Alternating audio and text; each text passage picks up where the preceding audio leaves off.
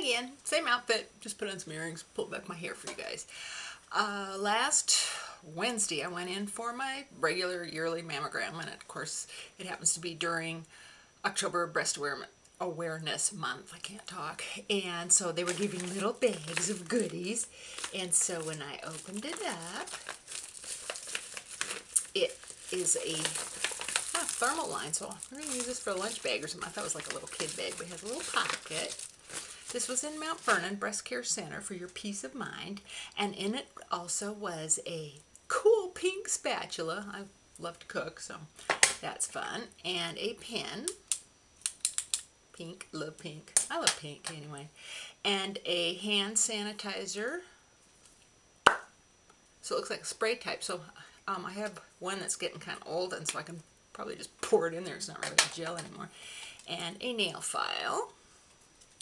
And a lip balm. So that's fun. That makes it fun to go in. And if you were one of the lucky few, went in on 2 Saturdays, they had free mini, I guess just neck massages, but anyway.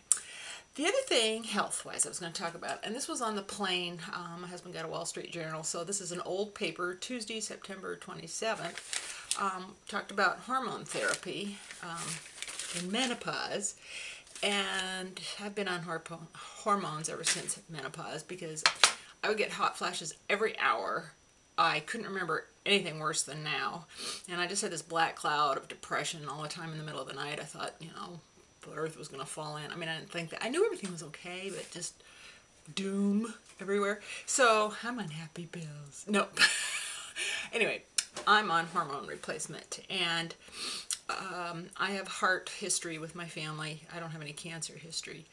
But my last breast exam on this Wednesday, they want me to come back and have another view. So I'm trying to stay positive. And my husband keeps saying, what's wrong, what's wrong? Well, anyway. That when I was making the appointment, the scheduler lady actually told me which side they were looking at. So I was glad about that. Because otherwise I'm going, where is it? Okay, so anyway, views on hormone therapy, and I just underlined some things because it was a long article. In 2002, the Women's Health Initiative had a big study, and that's when they studied women on hormone replacement. And the problem with that was they were in their 60s and 70s. They made up the bulk of the 60s and 70s, made up the bulk of the study, and they were on an average of 12 years past menopause. They didn't do it on women in their 50s. I mean, that wasn't the majority of the bulk. And so they said healthy women in the 50s, depending on their symptoms, family history, and their worst fears, hormone therapy might be a good thing. Every patient's like a Rubik's Cube. They have to find the right solution for her. The 60s and 70s that were past 12 years past their menopause, they showed the most ill effects. But among women aged 50 to 59, those who took hormones had less heart disease and were less likely to die for any reason than those getting a placebo. And that's what my gynecologist has said. She, her big thing is menopause. That's her specialty. So I follow whatever she says. And for me, life is not worth it without the hormones. I'm so miserable. I mean, I'm just, every hour I just red and dying, and Tammy knows what I'm talking about because she turns red on camera. But for me, it was every hour on the hour. Then I just kind of put some arrows at places I wanted to tell you guys. Some experts surmised the extra risk was due to a type of progesterone used in the trial, a synthetic form called mexiprogesterone acetate, which I think is what I'm taking, because the other stuff was so expensive. And I probably should quit buying makeup and buy the expensive stuff. But anyway,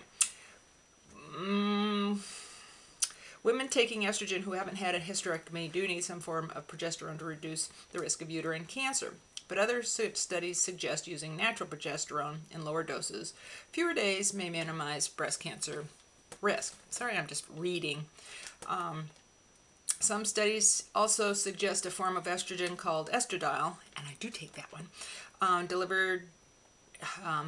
You know, you can do patches, gels, do avoid some of the cardiovascular issues that oral forms have. Oh, I didn't know that. See if I'd read things. read them out loud, I get more details. It's actually quite safe to take hormones for 5 to 10 years after menopause if you minimize a woman's exposure to progesterone. Meanwhile, the estrogen will have a beneficial effect on her brain, skin, bones, and heart. And that's why Karen has kept me on them, because she says, you know, my bones are going to do real well, you know, if I start right at menopause and keep going. I think she's going to keep me on them for the rest of my life, she said. They also said here, this was interesting, breaking a hip will kill you a lot faster than breast cancer. Most women with breast cancer die of old age, so yay! If you have a patient who hasn't slept in 3 nights due to the hot flashes, and she's a neurosurgeon operating on your son in the morning, wouldn't you like to tell her to take her hormones? It's not nice to fool with Mother Nature. And then the last thing I was going to tell you was some women say natural remedies like black cohosh, red clover, soy, and omega-3 fish oil help relieve hot flashes. Bullpucky. Well, maybe some people, but I've never talked to anybody that did, and it never touched mine. I mean, you know me, I'm going to try acupuncture if that works, and I'm going to keep going until I find something that works. So, better living through chemistry. I hope you all stay healthy, wealthy, and wise. And sorry for all the reading of stuff, but hey, this was a health one. Talk to you later. Bye.